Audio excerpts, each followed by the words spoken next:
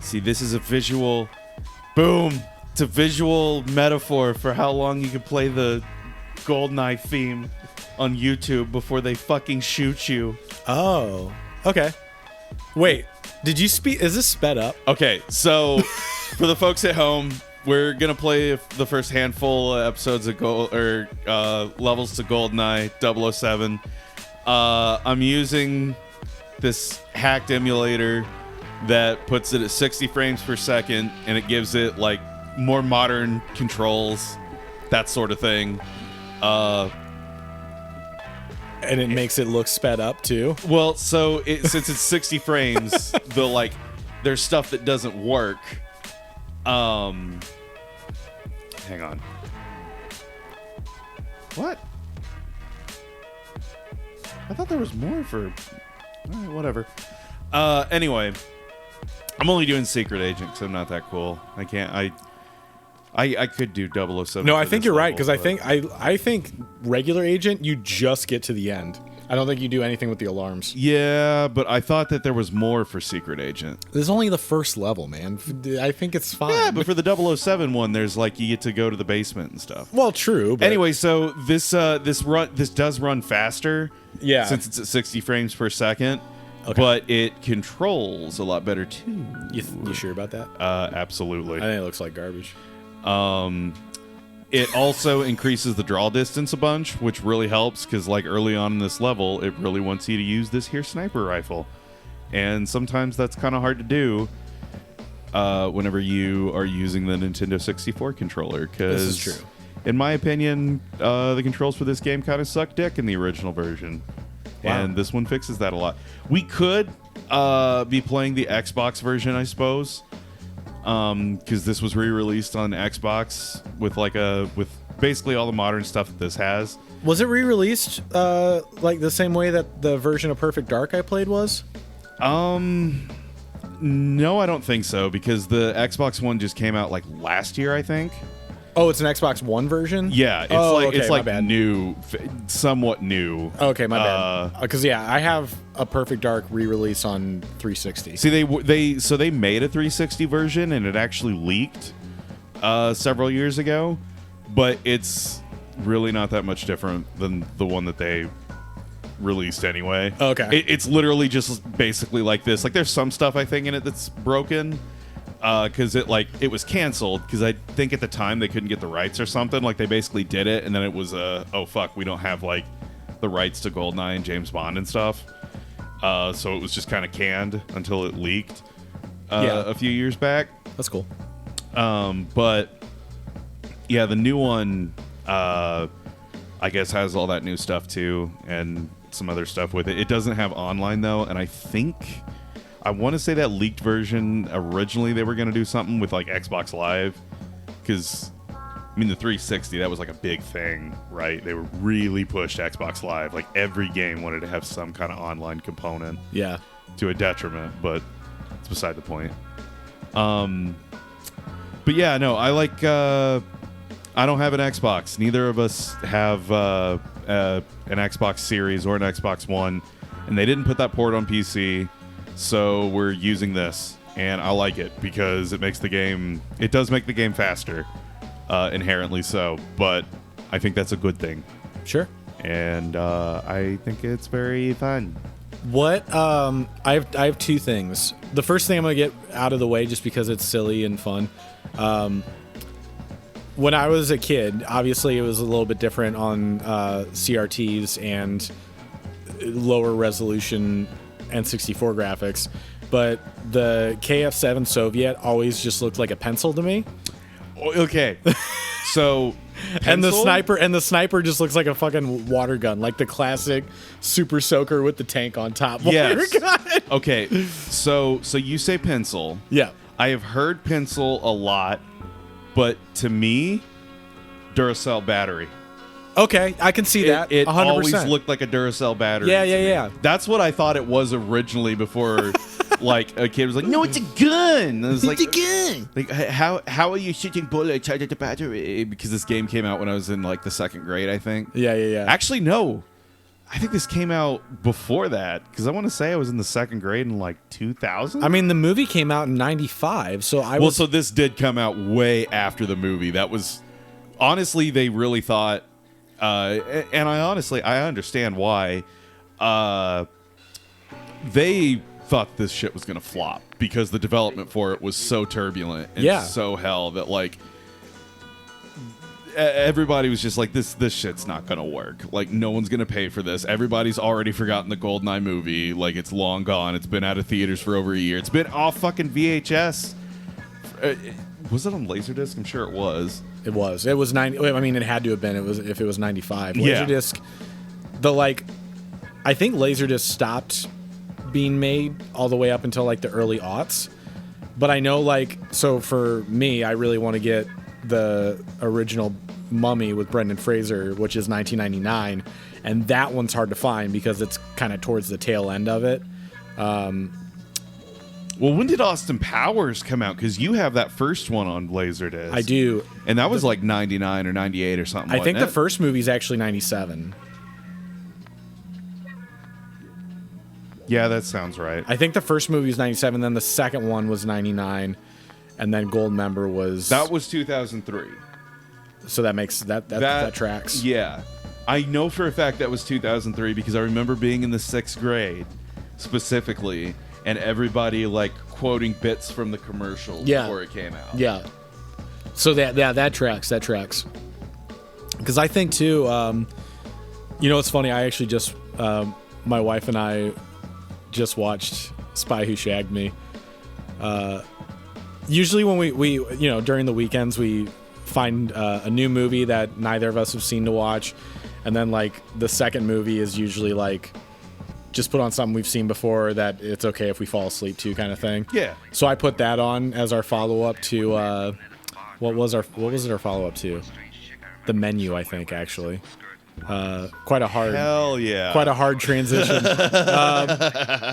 But I put it on, and man, I haven't seen that one in a hot minute. I love the first one. I think it's just such a good parody movie, but also like I think it's just a well-written comedy.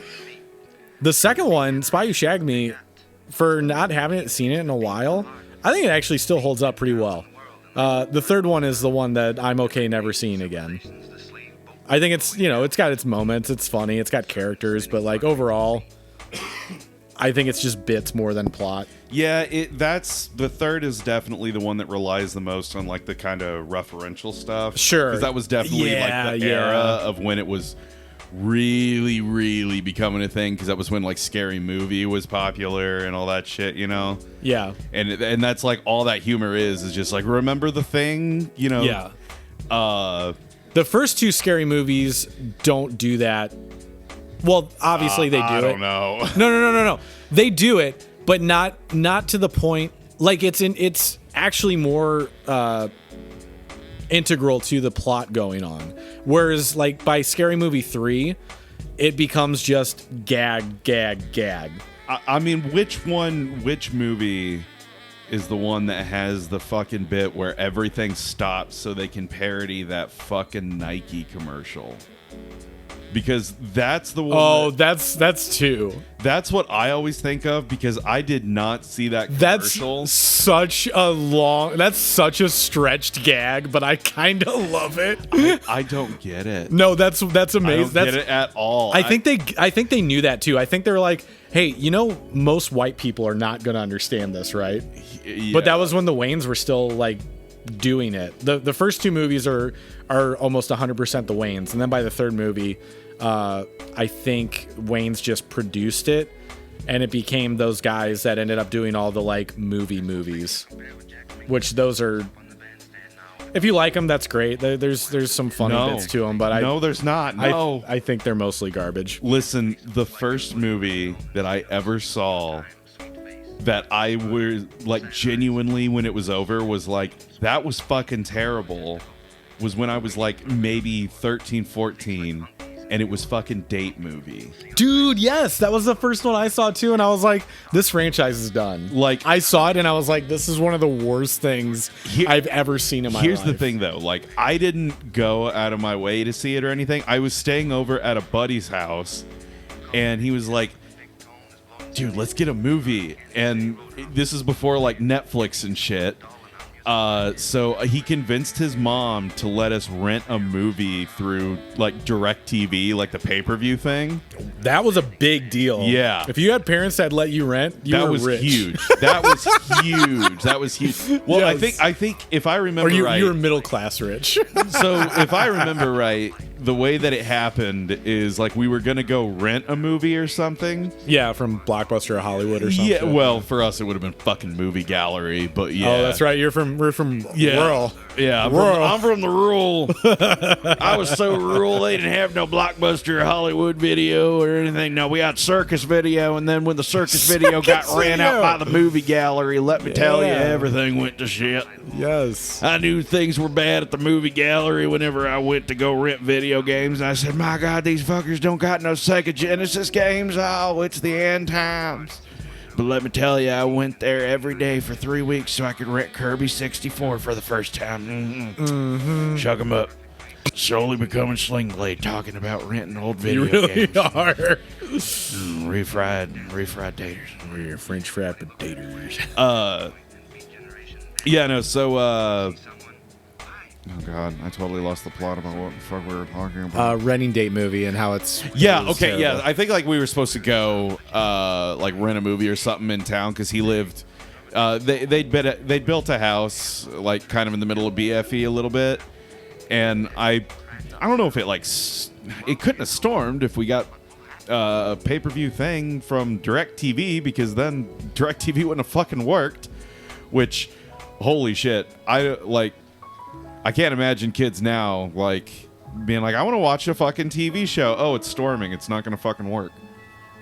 You know, like Yeah. Yeah. like I could not. I don't know that. I don't think that concept would go over very well. But anyway, for whatever reason, it was like the consolation thing instead was getting a pay-per-view movie, and we like looked through, and none of them sounded good, and the only one that he was like, oh, date movie seems kind of funny.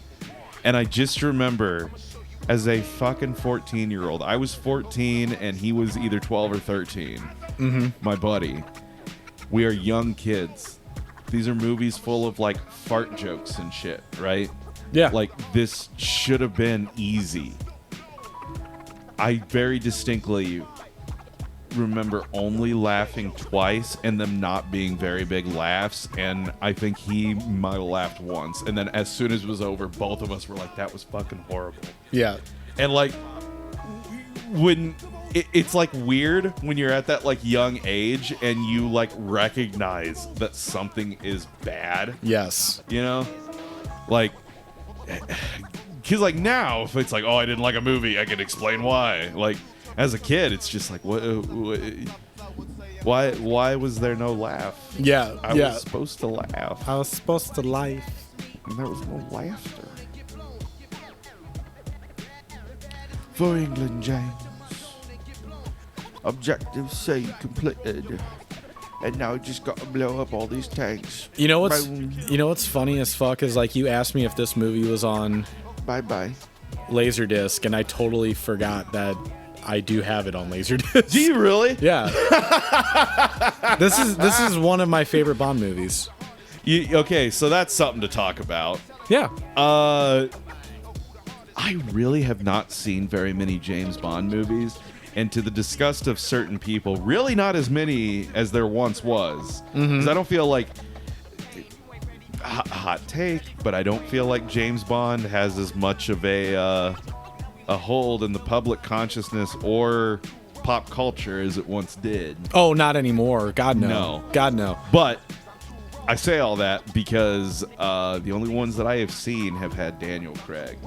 I remember when Die Another Day came out. Yeah. I never saw it. I just remember the song and like The song fucking is a shit. ripper.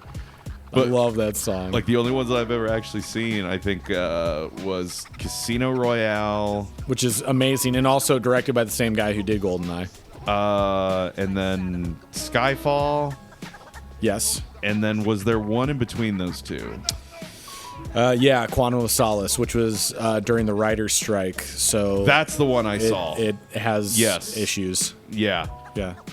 Those are the only ones. I didn't see any after Skyfall or anything else. There was Skyfall.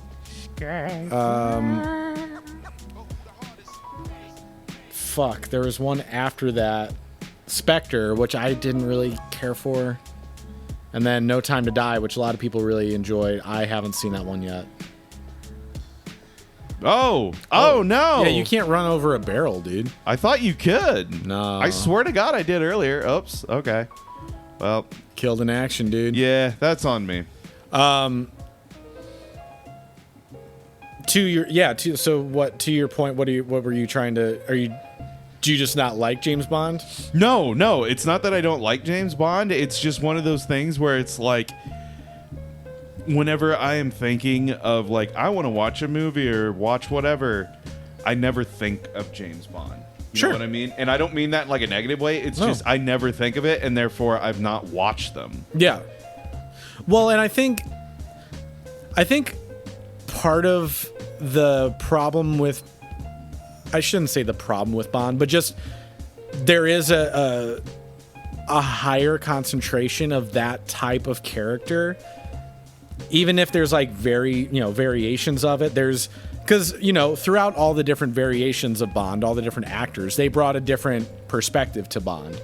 You had the original Sean Connery, who was the combination of the tongue-in-cheek jokes, at the time, I guess, like the suave, debonair, proper Englishman spy, all that stuff.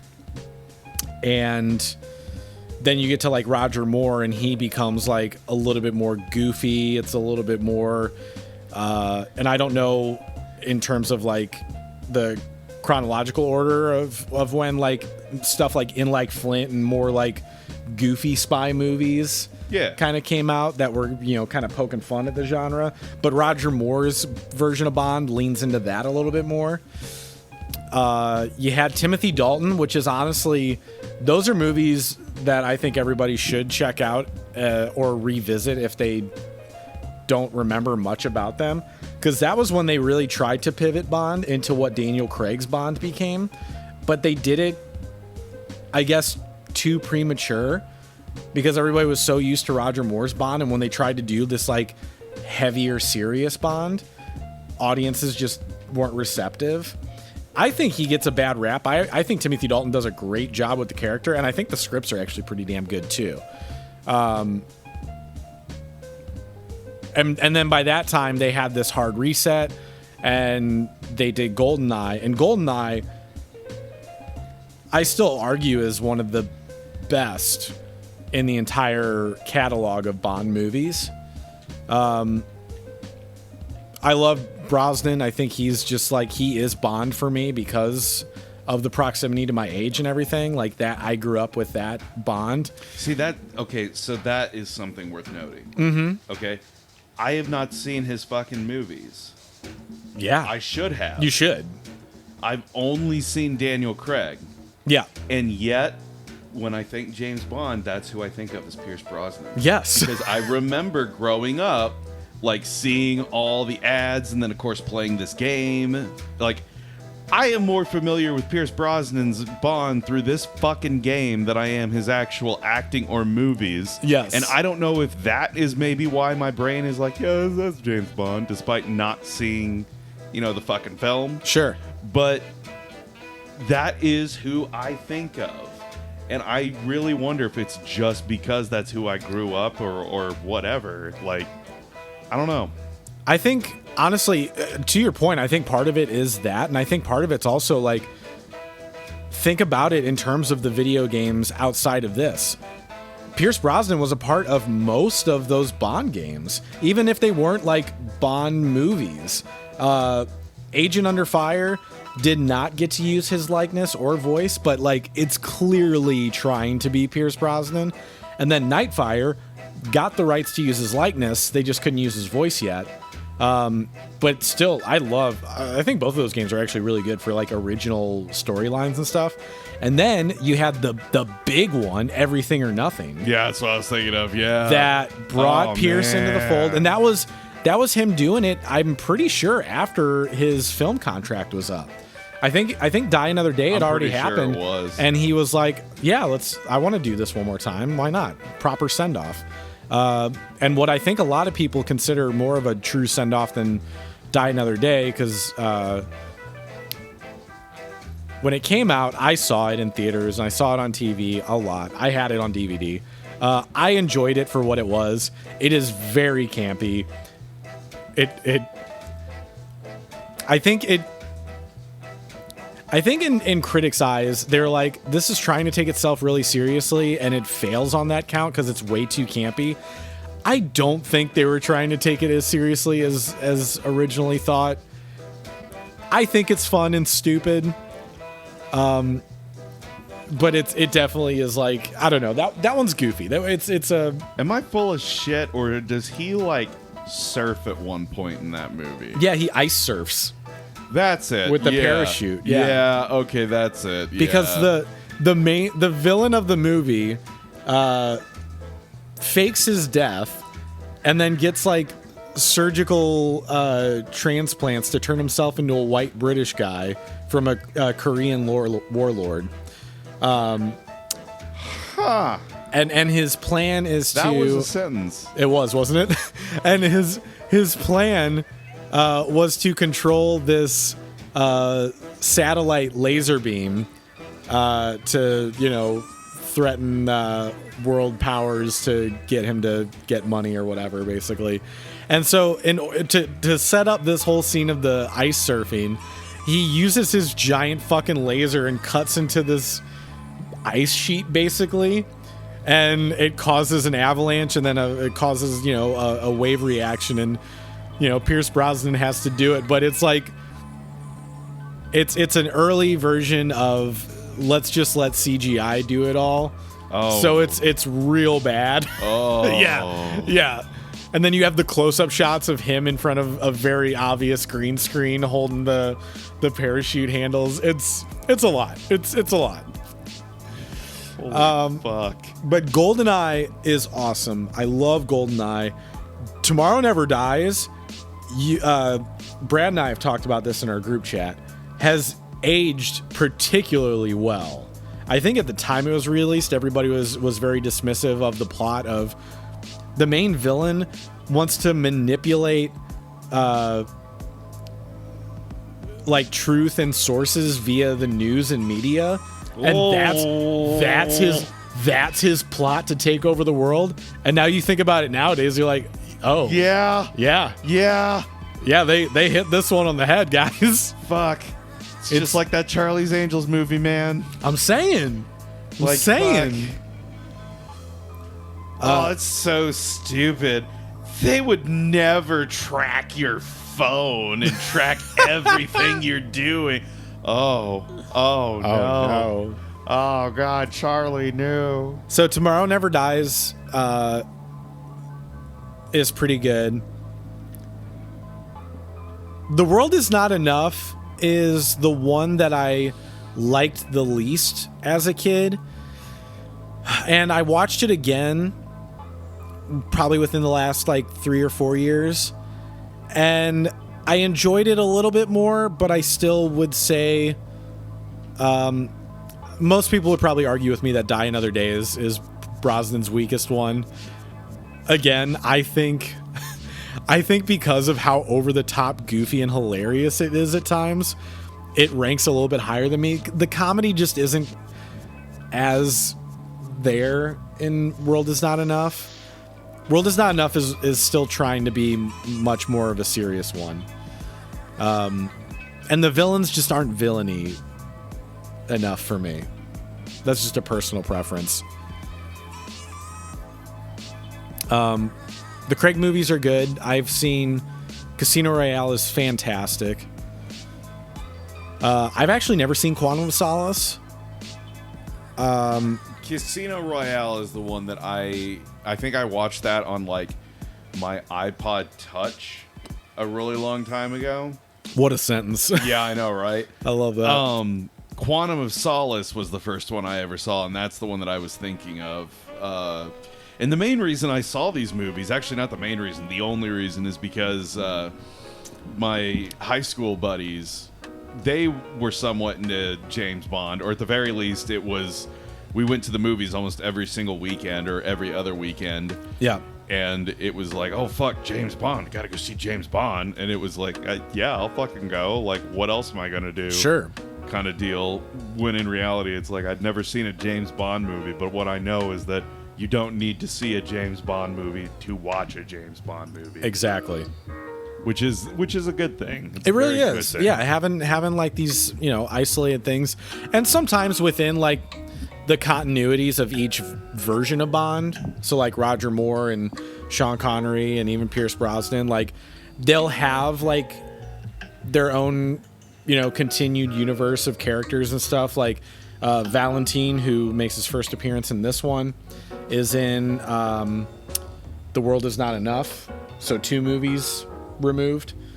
The guy, I can't remember his name, the American that helps him, that meets him in Russia in this movie. He's got the tattoo of the rose on his ass. Third wife. Fuck, what the hell is his name? But he's in one of the Timothy Dalton movies, and then he's in this one, and then I think he's in Tomorrow Never Dies as well. So stuff like that's always fun when you have it, like the isolated universes within each one, but you still don't have to know. Like you see Valentine in The World Is Not Enough, and you're just like, oh yeah, I guess, whatever. I always loved Bond growing up. My dad and my grandpa especially loved the Sean Connery era. And then I can't remember what channel it was, but one of the channels growing up, one of the cable channels, like I felt like always did a Bond marathon like every summer. So I remember just watching like every Bond movie I could during that week. And a lot of it, for whatever reason, it was more Roger Moore than anything else. I don't think they ever played the Timothy Dalton ones, which kind of sucks. But yeah, I've seen all the Roger Moore movies except for Moonraker. I've seen all the Connery ones. And then, yeah, just the 2 Craig movies that I've mentioned I haven't seen. Quantum and No Time to Die. Yeah, I don't know. He's a fun character. But I agree with you that there's not as much... It used to be an event when a new Bond movie got announced. Yeah. That was a huge thing. And I feel like that was part of why we went and saw them too, even if, like, I wasn't a diehard Bond fan. It was the fact that we were old enough to drive ourselves, and it was like, oh, fuck, it's a new James Bond movie. Yeah, totally. Inherently, you're just like, oh, man. But the last one that came out, it was in theaters, right? I think so, yeah. The main reason I ask is because, like, doesn't Apple have some kind of hold on the James Bond license or movies or whatever now, or am I full of crap on that? I don't know. That's a great question. I have no idea how any of that rights shit works anymore. Yeah, same. I think you know what? That's part of the thing too, though, is in your inherent question of, was that movie even released in theaters? That's again not as much of a pull for these franchises anymore. No, it's not, and that's why I'm asking. So yeah, like if you can just watch it instantly on streaming or whatever, it doesn't become as much of a phenomenon.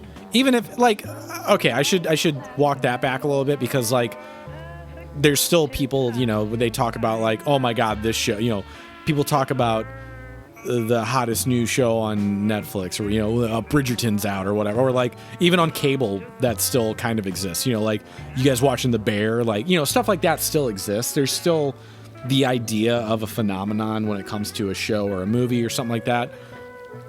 But there's definitely a big shift with a character like that. Bond was such a theatrical character like having the news and the build up and the commercials, the merchandise, that's the other new thing is like, the gadgetification. I'm going to make up a word. The gadgetification of like the Bond movies, Q talking about all the different, new tools and stuff that he gets. The cars, that was such a huge part of it.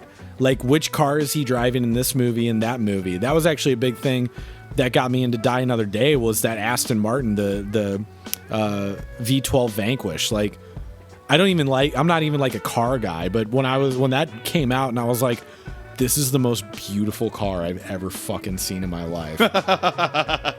And I was so happy that Nightfire included those 2 driving missions that you get to drive in the Vanquish because I love that car so much.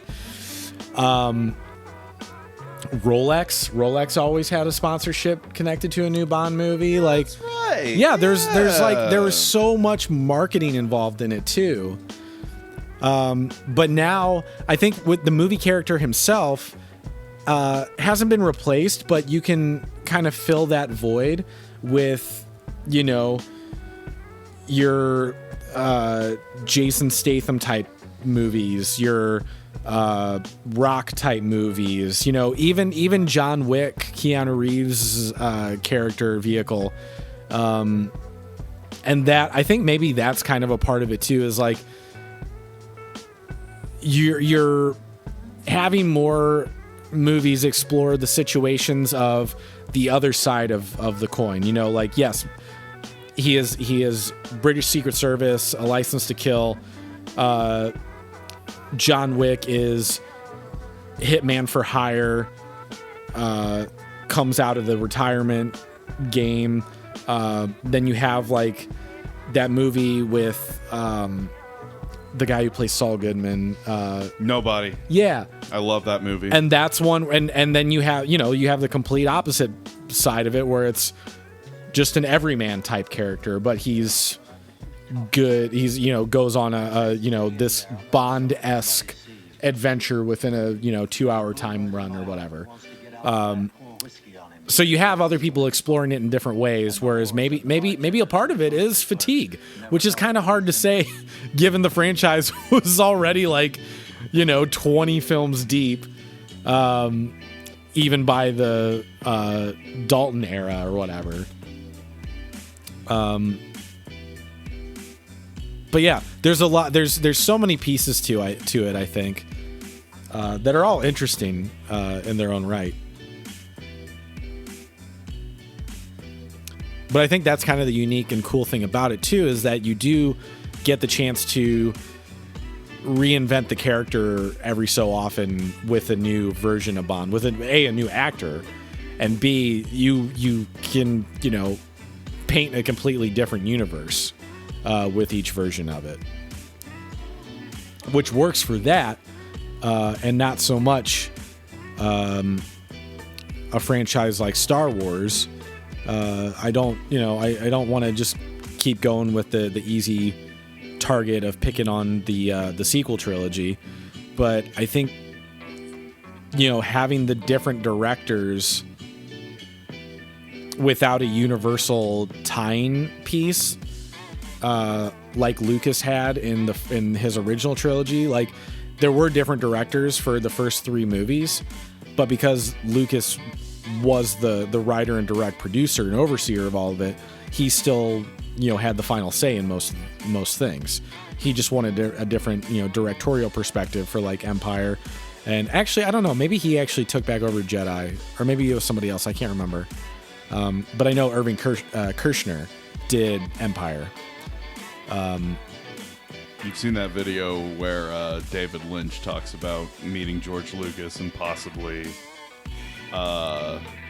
to possibly direct Empire, right? Really? No, I haven't. Oh my fucking god! Really, David Lynch? That would have been interesting. So David Lynch has this. There's a video. It's from this talk that he gave, where it's fucking hilarious. If you don't let me forget, I'll show it to you after we're done recording. Sure. But I didn't hear the mail slot, by the way. My wife told me to let her know when the mail comes. I didn't hear it either. I would have said something.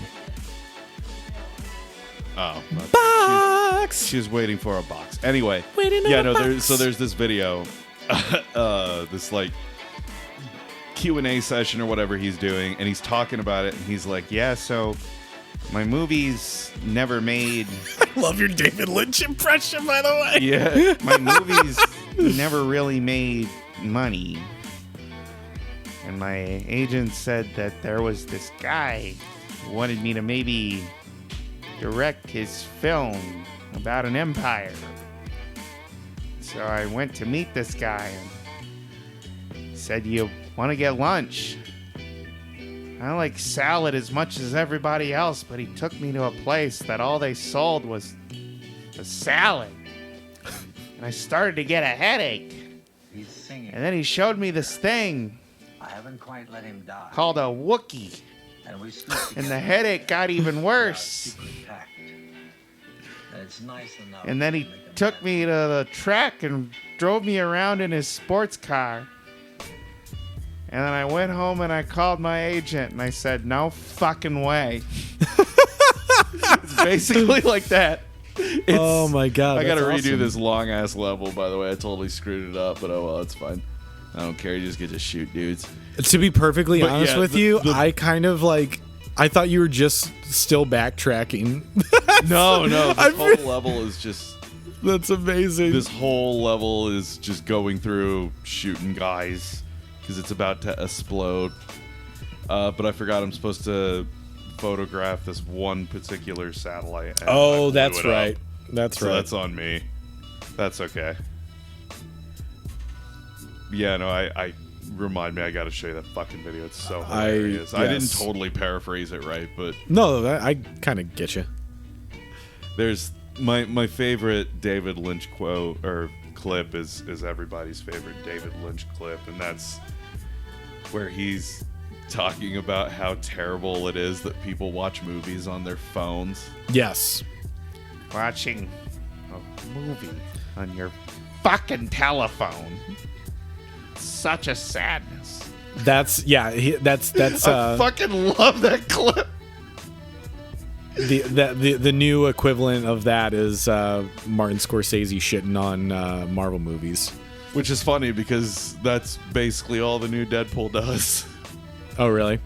It's great. Like, it's great. I'm See it. I'm going to see it Tuesday, It's and I haven't seen any like Marvel superhero whatever movie in a very long time. I hadn't either, and it doesn't matter. And I've not seen either of the other Deadpool movies. That might make it a little tricky because it's kind of its own little thing, and this is the first time that it's gotten like outside of that. Yeah. But did you like? Were you into? See, I was never into the X-Men movies. I never got into those. Everyone I knew liked those movies, but I was really kind of bored by them as a kid, so I never. Like, I've seen 3, but I've never seen 1 and 2 all the way through. But were you into those at all, or not really? I love the first 2 X-Men movies. Okay, I then you'll- really enjoy them. You'll dig it then. It's a whole love letter to those like Fox X-Men movies. Because though, like, whatever. I know everybody's going to have different opinions about it. To me, the over reliance of like super visually assaulting fight scenes and stuff like that, like in the first Avengers movie when the Hulk is just like fighting those enemies like up a skyscraper, and like there's no grounding to it, like literally, but also the idea of creating a sense of you can see this from your own eye. It's really hard for me to put myself into a place of this is an impressive shot because I know there's nothing that is grounding it to reality. And I'm not saying that like I know that fantastical things exist. That's totally fine. It just there's ways of doing those kind of scenes better in my mind. And I think the first two X-Men movies do a really good job of that. Like the action scenes, there's not a whole lot of action scenes in them, but B, like when they do, there's a good mix of practical with CG that enhances the scene, not just is the scene. And also just like storyline wise, I think the first two movies are great. I actually think I like the first X-Men movie. I like its narrative better, and I also feel like it cares for every single character that is on screen. Versus the second one, it's still a great story. It's still, and it like because it's the Logan story by that point. But I think it does a slight disservice to like Rogue especially just like is just non-existent in the second movie. Yeah, even like Storm, it just kind of like takes a side role.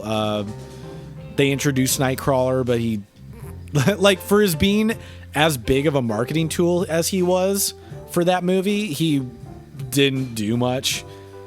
Which is kind of a shame because I thought I really liked what they did with this character. But it's still a great movie. I still really like the second one. The third one, I think everybody knows the problems of A, it was a Brett Ratner film, and B, it tried to do the Dark Phoenix saga, which nobody apparently knows how to do well. And again, just the over-reliance on shoving as many characters in there as possible, and I think that's another big reason that I don't love anything that's connected to this bigger universe of the Avengers and extended MCU, because it's just like I don't care enough for any one of these actors or any one of these characters rather to get invested. Because I have to know everything from their solo movie, but then like part one of this Avengers movie, but then he's also referenced in part 3 of Black Widow's movies. Like it's a really good way of alienating people that just want to like kind of like Bond, go in and just watch one movie and be done with it. If you're invested in the whole thing, I know that you enjoy it. Like people that do love it, and they follow every single movie, every single TV show, whatever. It's just not for me. That was a very long way of me saying, yeah, I like the first two X-Men movies, Carson. Well, this is probably going to be pretty close to where we're going to stop because... Yeah, I was noticing this little shaking going on. So that's the one bad thing with this this particular emulator that we're using. If you folks didn't know or didn't realize, which is totally fine and understandable, I am using a controller. This does give keyboard and mouse controls, but I'm a filthy controller user. And the other problem is that this fucking stage, sometimes the scientist that's supposed to drop the telemetric data fucking doesn't. And he didn't. Oh, man. Because if he would, it would have been over in this corner. And this is where he's supposed to be. So, yeah. I don't really want to do this stage a third time. Why don't you just skip it and do the next stage? Because I'm also going to have to reload everything to fix the stuttering issue that you're seeing. Oh, okay. With this. I mean, we can do that, and I can just edit and post. Oh, fuck. There it is. Oh, nice. Okay, let's see if we can do it really fast. I was wrong. 45 seconds. That was on me. It was on you. I don't think it's gonna be enough time because these fucking doors don't open fast enough. I was distracting you. I was talking about Logan. Speaking of which, X-Men's. That is the one movie I would say, even though I haven't seen it, maybe watch. I do need to see that one. I owe it to myself. You should see that before you see the new Deadpool. Shit, I don't know if I have time. Okay, yeah. I'll try. That would be the only thing that I have heard that was like, because literally, and that's the thing that sucks is everybody's like, dude, this is like the perfect send off for the character, and then they're like, oh no, he's back. Well, okay, that's the reason why I bring it up, because literally the movie starts addressing that. That is how the movie begins. So Yeah. it's like, that's why I'm like, maybe watch it. Just, unless you know how that movie ends, in which case it's like, well, then that's enough knowledge. Sure, no. Because again, I hadn't seen it, but I knew how it ended, and that was enough for me to get what it does. But even still, hey, I did beat that level. Yay for me. Good job. Good job. Yeah, I think that's enough. That's enough. That's enough Goldeneye. I'm good. You think? I have been Pierce Brosnan for about 45 goddamn minutes. Pierce Brosnan. And I feel good about it. Okay. I went through and I shot many men. Many men. Many men. Many a men. Many men wish death upon me. And I did not give it to them. That is my 50 cents. Ha ha! That's how we're ending this episode. Good night, everybody. Good night.